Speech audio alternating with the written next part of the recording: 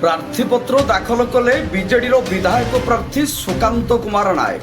ସାଙ୍ଗରେ ଥିଲେ ସାଂସଦ ପ୍ରାର୍ଥିନୀ ଡକ୍ଟର ଲେଖାଶ୍ରୀ ସାମନ୍ତରାୟ ଓ 20,000 ସମର୍ଥକ। ନୀଳଗିରି ବିଜେଡି ପ୍ରାର୍ଥୀ ସୁକାନ୍ତ ନାୟକ ନୀଳଗିରି ଉପଜିଲ୍ଲାପାଳ ତଥା ନିର୍ବାଚନ ଅଧିକାରୀଙ୍କଠାରେ ପ୍ରାର୍ଥୀପତ୍ର ଦାଖଲ କରିଛନ୍ତି।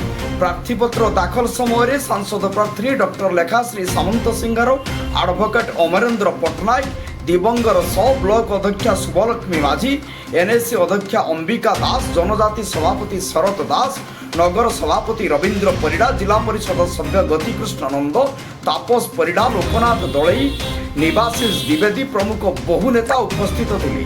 पूर्वाह्न 11 घटिका समय महाप्रभु जगन्नाथ मंदिर पूजार्चना करने पर माँ लक्ष्मी मंदिर में पूजार्चना कर माँ को आशीष नहीं एक विशाल शोभायात्रा जगन्नाथ मंदिर ठारू एक भव्य शोभायात्रा बीजेडी वरिष्ठ नेता सहित रथ दाण्डे शोभायात्रा बाहरी थे।